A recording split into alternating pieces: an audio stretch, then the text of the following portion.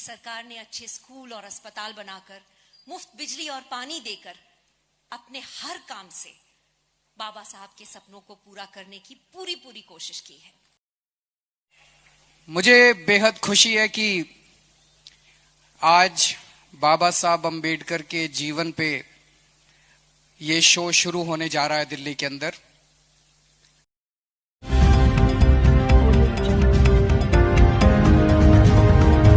हमारी आज की एमसी और होस्ट हैं। नमस्कार। अरे भाई, 2 साल के बाद हम लोग सब मिल पा रहे हैं, ऐसे इकट्ठा हो पा रहे हैं। किया हमने।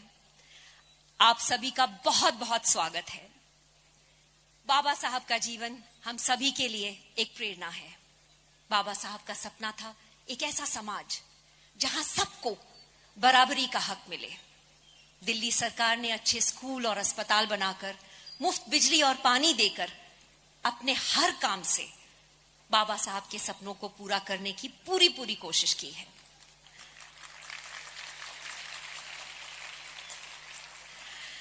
दिल्ली के मुख्यमंत्री श्री अरविंद केजरीवाल जी का धन्यवाद करना चाहूंगी, जिन्होंने पिछले साल बाबा साहब अंबेडकर के महान परिनिर्वाण दिवस पर दिल्ली में ये ग्रैंड म्यूजिकल करने का फैसला किया।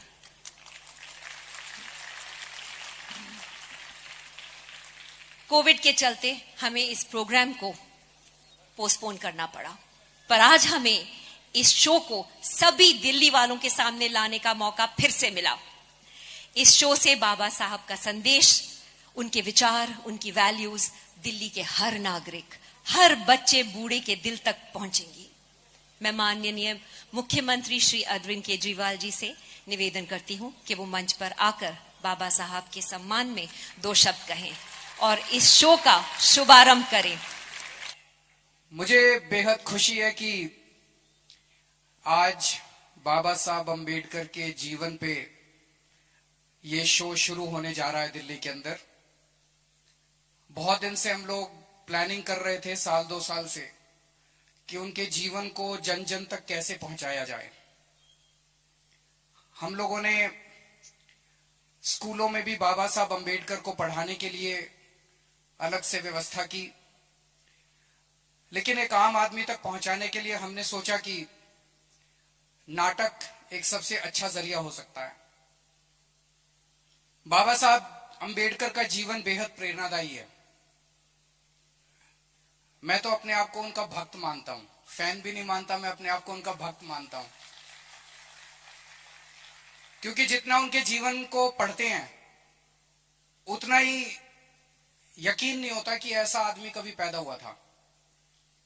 एक बार आइंस्टाइन ने गांधी जी के बारे में बोला था, that the future generations will refuse to believe that such a man walked on earth in flesh and blood, कि आने वाली नस्लें यकीन नहीं करेंगी कि ऐसा व्यक्ति कभी इस धरती पे पैदा हुआ था।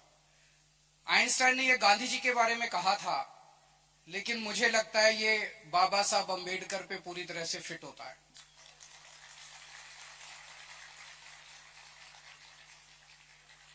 एक गरीब घर में पैदा हुए, बहुत ही बेहद गरीब घर में खाने को भी कुछ नहीं था। स्कूल जाते थे, उनको क्लास के बाहर बिठा दिया जाता था, छुआछूत इतनी ज्यादा थी। वहां से निकल के वो कोलंबिया यूनिवर्सिटी में पीएचडी करने पहुंच गए, वो लंदन स्कूल ऑफ इकोनॉमिक्स में पीएचडी करने पहुंच गए। मैं सोच रहा था आज के टाइम पे 100 साल के बाद भी हमारे बच्चों को लंदन स्कूल ऑफ इकोनॉमिक्स और कोलंबिया यूनिवर्सिटी जाने में नानी याद आ जाती है, किसको एडमिशन मिलता है। और आज तो इंटरनेट का जमाना है। उन दिनों में सोच के देखो, 1914-15 के आसपास जब वो कोलंबिया यूनिवर्सिटी गए थे, पहली बात तो उनको कोलंबिया यूनिवर्सिटी का नाम ही किसने बताया, फॉर्म कहां से लिया, अप्लाई कैसे किया। मैं तो ये सोच सोच के दंग रह जाता हूं कि उस व्यक्ति ने जो अपनी जिंदगी में हासिल किया और फिर आने के बाद जो संघर्ष उन्होंने किया दलितों के लिए, गरीबों के लिए, समाज की बराबरी के लिए, वो बेहद अद्भुत है। और अंत में उन्होंने फिर देश का संविधान लिखा।